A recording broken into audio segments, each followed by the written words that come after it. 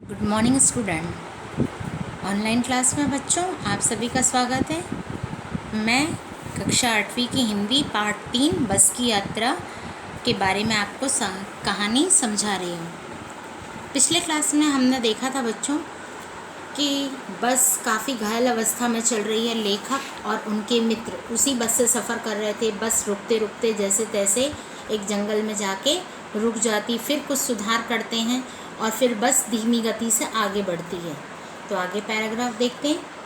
हिस्सेदार साहब ने इंजन खोला और कुछ सुधारा। बस आगे चली। उसकी चाल और कम हो गई थी। धीरे धीरे वृद्धा की आंखों की ज्योति जाने लगी। चांदनी में रास्ता टटोलकर वह रेंग रही थी। आगे या पीछे से कोई गाड़ी आती दिखती तो वह एकदम किनारे खड़ी हो जाती और कहती, निकल जाओ बेटी, अपनी तो वह उम्र ही नहीं रही। हिस्सेदार साहब ने इंजन को खोलकर देखा और कुछ सुधार किया। बस जैसे तैसे कुछ गति से आगे बढ़ी और उसकी चाल फिर कम हो गई और वह धीमी गति से ही चल रही थी। दिन के उजाले से लेकर चांदनी रात हो चली थी, अंधेरा बढ़ चला था और ऐसा लग रहा था जैसे धीरे धीरे किसी वृद्धा की आंखों की ज्योति कम होती है, वैसे ही बस का सफ़र भी हो गया था अंधेरे में चलते समय। चांदनी रात में जैसे तैसे बस अपनी गति से धीरे धीरे आगे बढ़ रही थी और उसी समय यदि कोई तीव्र गति से कोई गाड़ी आती तो यह बस उसे आगे बढ़ने के लिए रास्ता दे देती थी और कहती कि तुम ही आगे निकल जाओ, अब तो मेरी तीव्र गति चलने की उम्र ही नहीं रही है। मानो ऐसे कह रही हो जैसे कोई वृद्ध व्यक्ति किसी बच्चों को बोल देते हैं कि तुम ही आगे चले जाओ क्योंकि तुम अपनी रफ्तार से तेज जा रहे हो।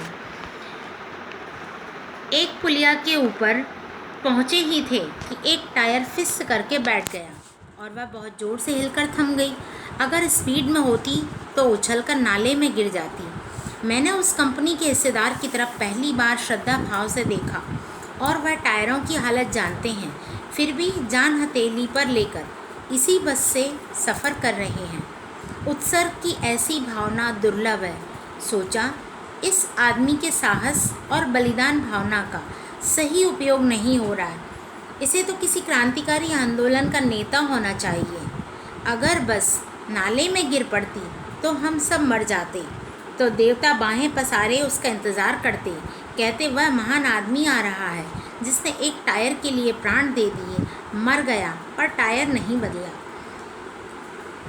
तो लेखक जैसे ही उस बस में बैठे बैठे कुछ दूर आगे बढ़े, एक पुलिया पर पहुँचे और वहाँ पर बस का एक टायर पंचर हो गया और बस धीरे से वहीं थम गई और यदि वह तीव्र गति में होती तो बस उछलकर नाले में गिर जाती।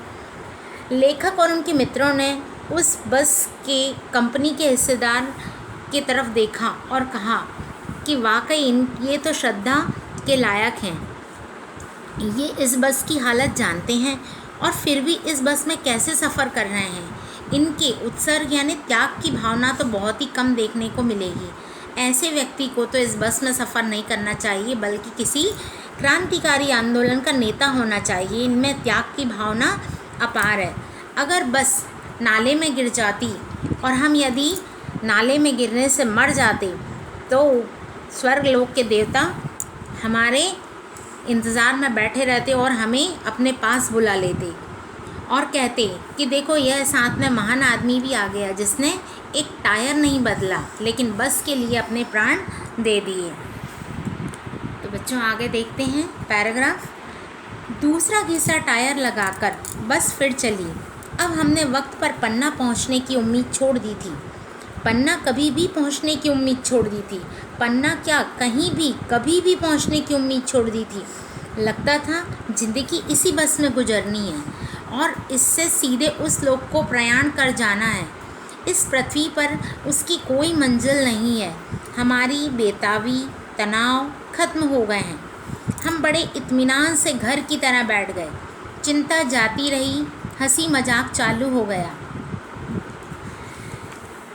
तो बस में सफ़र करते समय लेखक अपनी आत्मव्यथा बता रहे हैं कि जैसे तैसे दूसरा घिसा टायर लगाया गया बस फिर अपनी गति से धीरे धीरे चलने लगी। और लेखक और उनके मित्रों ने तो अब पन्ना पहुंचने की उम्मीद ही छोड़ दी थी। उन्हें लग रहा था शायद हम कभी भी, पन्ना क्या कहीं भी, हम अपनी मंजिल पर पहुंच नहीं पाएंगे, क्योंकि ये तो बहुत घायल अवस्था में है। उन्होंने कहीं भी पहुंचने की उम्मीद छोड़ दी थी। उन्हें ऐसा लग रहा था शायद जितनी भी ज़िंदगी बची है शायद बस इस बस में ही गुजारनी है, और शायद यदि हम नीचे उतरे तो सीधा उस लोक को चले जाएंगे, अर्थात हमारी सीधी मौत ही हो जाएगी। लगता है पृथ्वी पर अब हमारी कोई मंजिल शायद है ही नहीं। इस तरह से सोच के लेखक ने और उनके मित्रों ने अपनी बेताबी यानी बेचैनी, तनाव, चिंता, सारी चीज़ों को ख़त्म कर दिया। उन्होंने यह जान लिया कि यदि हम इस तरह से बेचैन रहेंगे, परेशान रहेंगे, तो हम अपनी मंजिल में तो वैसे भी नहीं पहुंचेंगे। शायद घबराहट में कुछ और भी परेशानियां आ सकती हैं। तो उन्होंने अपने आप को धैर्य दिया और कठिन परिस्थिति में अपने आप को संभाला, अपने मित्रों को साहस दिया, और इस चिंता को छोड़ दिए और सोच कर बैठ गए कि कभी तो हमें अपनी मंजिल तक पहुंचाएगी। बस अब हम भगवान का नाम लेकर इस बस में बैठ जाते हैं और अपनी सारी चिंता छोड़ देते हैं। और इस तरह से उन्होंने हंसी मजाक का माहौल बनाया जिससे उनकी चिंता जाती रहे। तो बच्चों, कहानी का सारांश यह है कि यदि हमें किसी विषम परिस्थिति में आने पर या कोई हमारे पास ऐसी परेशानी आए, कठिनाई आए, तो हमें अपने साहस को नहीं खोना चाहिए, बल्कि धैर्य से काम लेना चाहिए, क्योंकि कई और अलग से परेशानियां भी आ जाती है। जैसा लेखक और उनके मित्रों ने भी यही किया। इतनी परेशानियों के बावजूद भी उन्होंने धैर्य और साहस को नहीं छोड़ा, और उन्होंने कहा अब जैसे भी हो, अब हम हमारी मंजिल शायद धीमे धीमे पहुंच ही जाएंगे।